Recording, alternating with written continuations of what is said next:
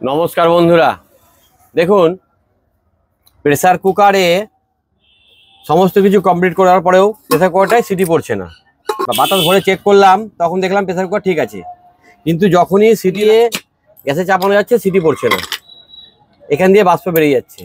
এইরকম সমস্যা আপনাদের বাড়িতে যদি হয় তাহলে কি করে বুঝবেন? দেখুন, সমস্যাটা হচ্ছে কুকারের ওয়েটের যে ভেন্সিল আছে সেটা খারাপ হয়ে গেছে। ভালো করে লক্ষ্য করুন ভিডিওটা।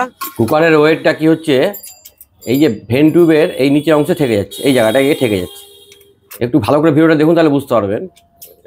এই যে আপনাদের দেখা একটা ভেন টিউবে, এই দেখুন, এই যে ভেন টিউবের নিচের অংশে গিয়ে ঠেকে যাচ্ছে। এই জায়গাটায় টাচ করে গেলে কিন্তু হবে না, কমসে কম এরকম একটু গ্যাপ থাকা দরকার আছে। সামান্যতম থাকলেও হবে, তবে পুরো যদি এরকম ঠেকে যায় তাহলে কিন্তু সিটি পড়বে না বা বাষ্প ওখানে আটকে রাখতে পারবে না। এই দেখুন, দেখুন আপনাদের দেখার একবার, এই দেখুন পুরো ঠেকে যাচ্ছে নিচে গিয়ে। এরকম সমস্যা হলে সমাধান কীভাবে করবেন? প্রথমে কাজটা খুলতে হবে, ক্যাপটা বার করে নিলে ভেন্সিলটা খুলে যাবে। এই দেখুন, ভেন্সিলটা লক্ষ্য করুন, ভেন্সিলের মাথাটা ক্ষয় হতে হতে একদম সরু হয়ে গেছে। নতুন একটা ভেন্সিল দেখলে আপনারা বুঝতে পারবেন। এই দেখুন, এই যে লক্ষ্য করুন ভালো করে, এটা কতটা সরু হয়ে গেছে দেখুন। এখানে একটা খাঁজ তৈরি হয়ে গেছে। এটা দেখুন, নতুনটা দেখুন কতটা মোটা অংশ। এটা শুরু হয়ে যাওয়ার জন্য কি হচ্ছে, এটা ভিতর দিকে বেশি নেমে যাচ্ছে, ওয়েটটা নেমে যাওয়ার জন্য ওইটা ওইখানে গিয়ে ঠেকে যাচ্ছে। এই দেখুন, এটা অনেকটাই বড় থাকে, সেটা মানে শুরু হয়ে গেছে। এই ভেন্সিলটা কীভাবে লাগাবেন?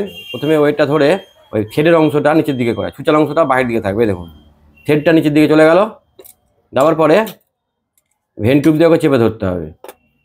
ধরে নেওয়ার পরে এবার এখানে প্রথমে ওই ক্যাপটা দিতে হবে, দেওয়ার পরে ওপরে যে প্যাঁচটা আছে সেই প্যাঁচটা লাগিয়ে দিতে হবে। দেখুন, নাটটা লাগিয়ে দিলেই হয়ে গেল।